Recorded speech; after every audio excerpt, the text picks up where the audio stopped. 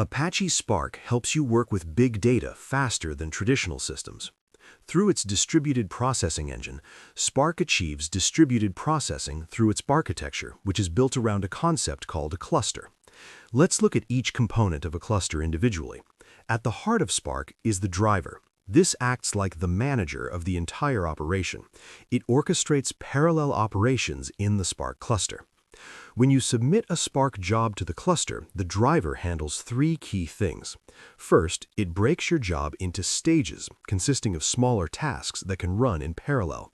Next, it sends those tasks to workers, and finally, it manages the results. When the tasks are complete, it either collects the results or orchestrates writing it directly to storage. Then there's the cluster manager. This allocates resources like CPU and memory to different parts of the job, and in many setups, it can also add or remove workers dynamically based on the workload. Common cluster managers include Yarn, Kubernetes, or Spark's built-in cluster manager. You also have executors running in the worker nodes. These are the machines that do the actual heavy lifting. Each executor is responsible for executing tasks assigned by the Spark driver, performing data operations such as reading, transforming, and writing data, caching intermediate data if required, and communicating with the driver and other executors when necessary. When Spark distributes tasks, each executor processes a different slice of the data.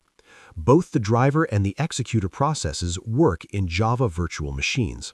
This parallelism is what makes Spark so powerful.